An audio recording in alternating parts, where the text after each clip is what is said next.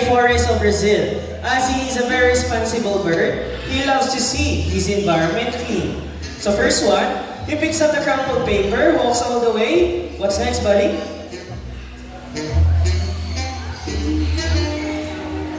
Up in the bin and drop it inside. For the second one, he picks up the can, walks all the way. Up in the bin and drop it inside. For the last one, buddy. He picks up the plastic cup, walks all the way, up in the bin and drop it inside. Now see, if the bird can do it, why can't we, right? So always remember to put your trash in your trash bins. As the saying goes, cleanliness is next to... That's right, godliness. Now, amigo, together with confident friends, has something to tell us. What is it, buddy? Welcome to Cebu Safari's Bird Show. Now, ladies and gentlemen, from the jungle of South America, here comes our flying macaws. So we have a total of 6 blue and gold flying macaws named Harry, Hardy, Matt, Tony, Kyle, and Carl. So macaws are very adaptive.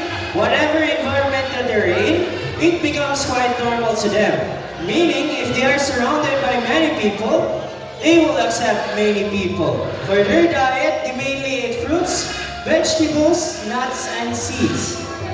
As they are one of the largest among the 400 types of parrots, and they have brightly colored feathers.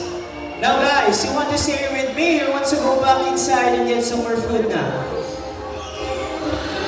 Okay, so I think they love to stay here with us. So a round of applause to our flying macaws. Now our next bird we have is a very special, intelligent, and handsome bird. But I need your help to call him. Can you say Jumbo? Louder everyone, I can hear you. Say Jumbo! So here's our green-winged macaw named Jumbo. So hi Jumbo, can you wave to the crowd like this? So everyone, can you wave back and say, hello Jumbo? So macaws are very long tails and feathers that can grow up from 3 feet from its head to tail, with a tail that roughly extends up to 2 feet. Now Jumbo is going to show us his beautiful tail. Can you turn around, buddy? Alright, that's 1, 2, last one. Good job, buddy. So as you can see, most of their colors are outside their bodies and less color under their wings. But I'm going to show you his beautiful wings. So can you say wings? Wings. Again, everyone, say wings. Wings. So lastly, macaws' feet are zygodactylous, meaning they have 2 toes that points forward and 2 toes that points backwards. They can also use their feet to hold things and climb. Now Mr. James here has a ground nut. He will place it into the plastic basket. Now let's see how Jumbo will get his reward. So Jumbo carefully lifts up the plastic basket and gets his reward. So we are using a reward system to reward them for their intelligence and the efforts of our bird. Now, as I said earlier, the Jumbo is a very special bird. You want to know why? Because Jumbo loves to go to school, to the bird school. So we have prepared 2 sets of tests for Jumbo. The first one is a spelling test. Now we have here 4 animal pictures. We have here the horse, snake, camel, and the zebra. Now everyone, I need you to choose one animal picture, please. What would it be? I don't hear something. Again, what would it be? Alright, let's proceed. Zebra with Miss Donna. So while Mr. Irvin is arranging the Jumbo letters, let's go to Mr. James to ask questions about Jumbo. So hi Mr. James, good afternoon. How are you today? I'm good. That's good to hear. Now Mr. James, where did Jumbo originally come from? South America. South America. It's very far from here, but he loves to stay here in the Philippines, right? Yes. Alright, so I think you're all set and ready. Jumbo buddy, take a good look at the picture. Can you spell out the zebra word correctly? First letter, buddy. He picks up the letter Z for the next letter. He picks up the letter E for the third one. Is it letter B or letter U? Take your time, buddy. He's still busy eating.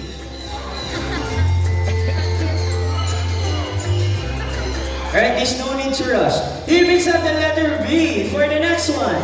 You're almost there. Here picks up the letter R for the last letter.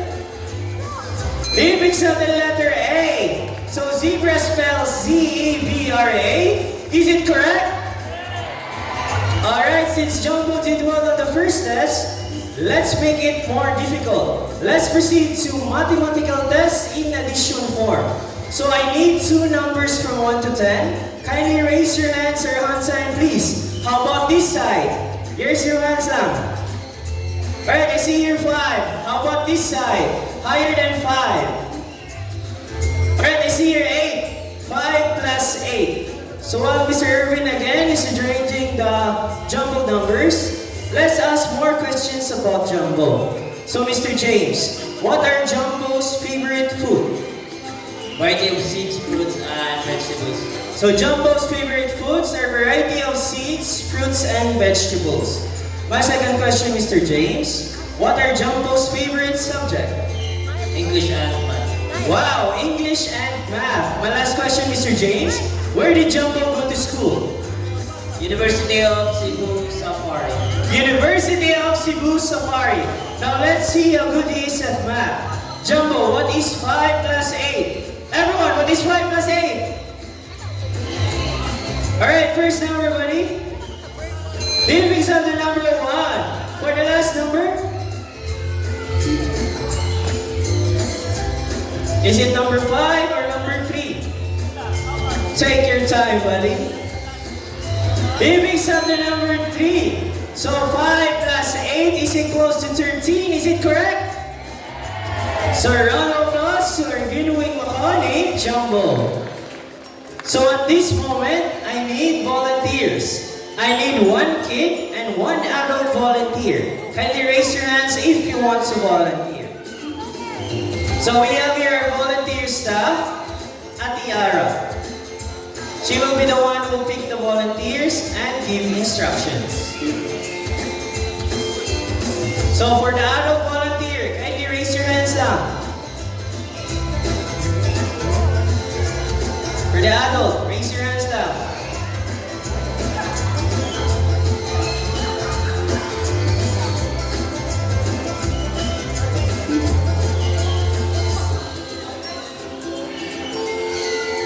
Alright, ate. Hi, ate. Are you ready? So just stand still lang ha. Don't make extra movements, okay? Now, ladies and gentlemen. I think we're all set already. Here comes our cute and fluffy senior name, Bunny.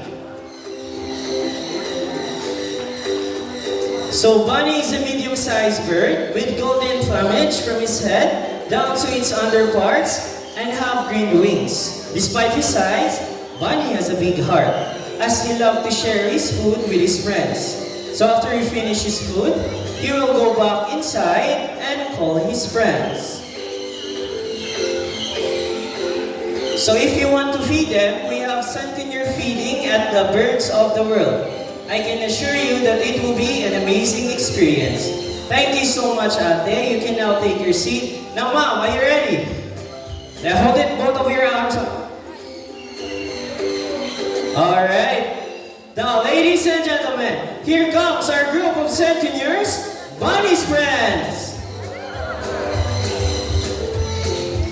So Centennials are also known as sand parakeets. They are very playful, social, and have a very loud voice.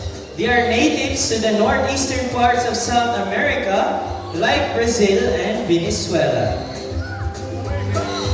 So their favorite foods are a variety of seeds, fruits, and vegetables.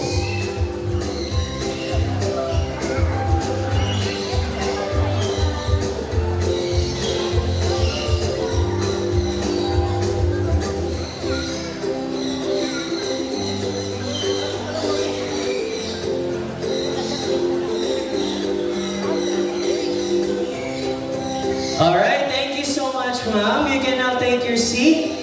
So for our third volunteer, I need an adult volunteer who will stand here at the center of the bridge. Kindly raise your hands if you want to volunteer. Alright, just be careful going down lang.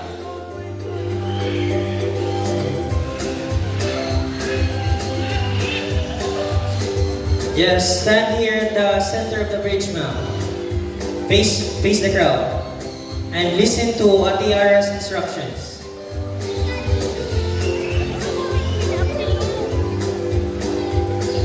Alright, so I think we're all set and ready. Now, ladies and gentlemen, here comes our couple centennials name, Ding and Dong. So centennials, they are monogamous type of bird, meaning they can only have one partner for a lifetime. But when their partner dies, that's the only time that they will find another mating partner. Thank you so much, Mom. You can now take your seat. For our last volunteer, I need an adult volunteer with a money or a paper bill. So kindly raise your hands if you want to volunteer. Money or paper bill. Alright, so we already have our adult volunteer. So just proceed here sa stage, ma'am. Just be careful going down. Watch your step.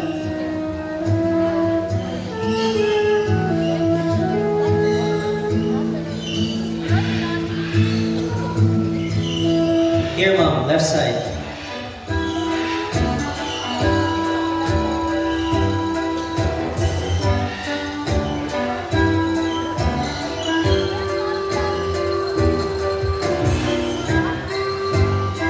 So, hi, ma'am. Good afternoon. Welcome to the show. May I ask, what is your name?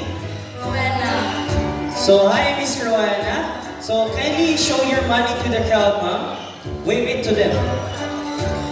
So, Ma'am Rowena here has a 500 peso bill. So, I want you to fold your money into half, ma'am, 3 times at the same direction. That's 2, 3. And after that, ma'am, fold it, then hold it with your right hand. And diri lang, ma'am.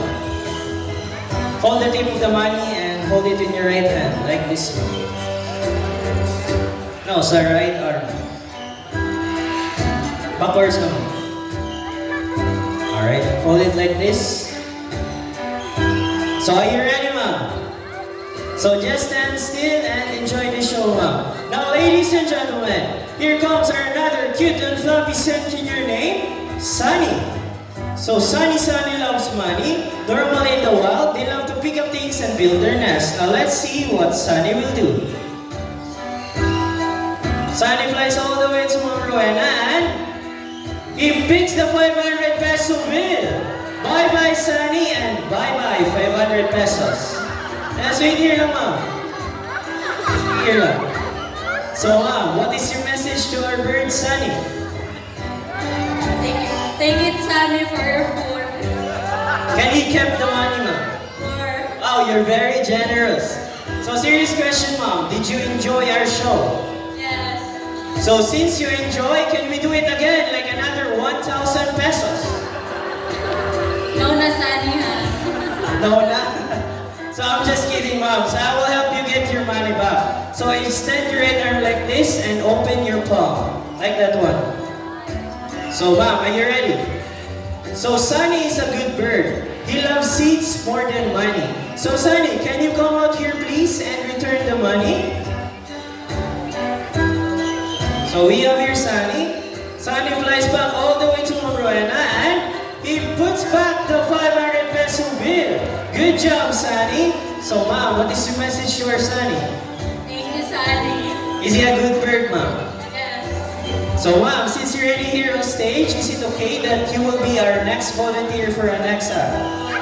Alright, that's good to know. So, just stand here at the front, ma'am, and hold one of our hula hoops. Pati yan na din. Hold it there, right? Like this one. So are you ready? So ladies and gentlemen, here comes our playful centennials, Jack and Jill. Fly to the first one and to the second one. Jill made a shortcut. Can we do it again? Alright, for the first one and to the second one and to the third one. So Jill is very lazy today. So alright, a round of applause to our playful seniors, Jack and Jill. Thank you so much, ma'am. Thank you for participating. Just be careful going down, ma'am. Alright, now ladies and gentlemen, from the jungle of South America, let's wander the rainforest of Brazil. As we have here our most handsome tuca-tuca name, Mr. Horn. So tuca-tucans is the largest and the best known toucan species around the world. It has a white throat and a black body that helps them camouflage in the rainforest. Now Mr. James here has a platter of fruits. He will toss it to Mr. Horn. Now let's see how good he is at catching his food. First one. Nice catch, Mr. Horn. How about the second one, Mr. James? Oh, he missed it. How about the last one? Good catch, Mr. Horn. So toucans have a large and beautiful bill that looks heavy, but in reality, it is extremely light because it is made up of protein and keratin, just like our hairs and nails. They can only fly in short distances, flying from one branch to another. So there are a total of 40 toucan species around the world, and one thing they have in common is their large and beautiful bill. Can we do it again, Mr. James? Mr. Horn, look here.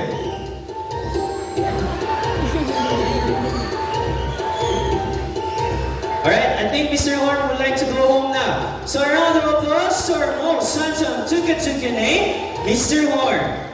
So since you're ready to meet Mr. Horn, let's meet Mr. Horn's good friends, our two yellow-crowned Amazon parrots named Lani and Rudy, together with their mentors, Miss Donna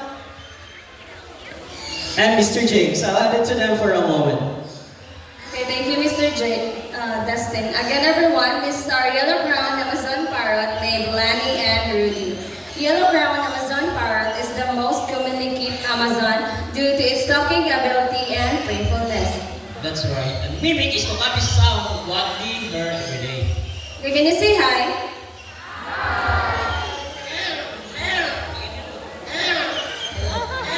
Okay, they can mimic different sounds of animals. First is a rooster. Okay, by the rooster. Okay, how about cat?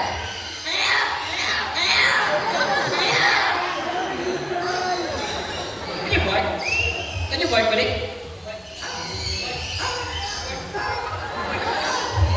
And also they can mimic a telephone ringing and a whistle. Okay, by the telephone.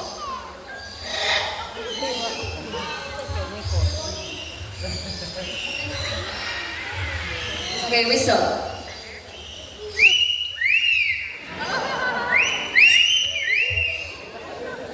And also Rudy and Lani have to sing back because they need to have a warm-up first. Okay, but they need to do the warm up.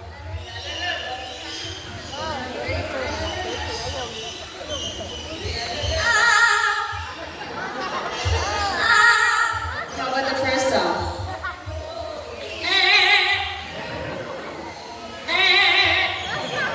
Again.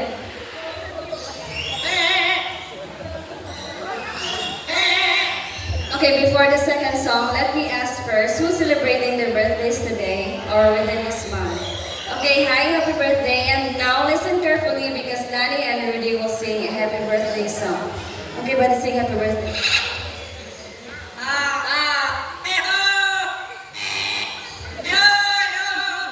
Again.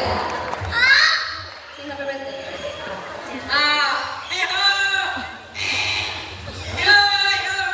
Okay, last one.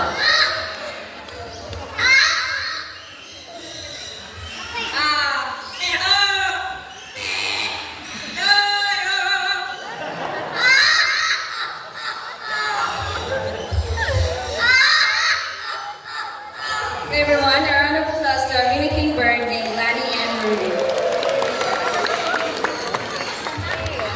Wow, happy birthday to all the celebrants. Thank you, Lani and Rudy, and also to their mentors.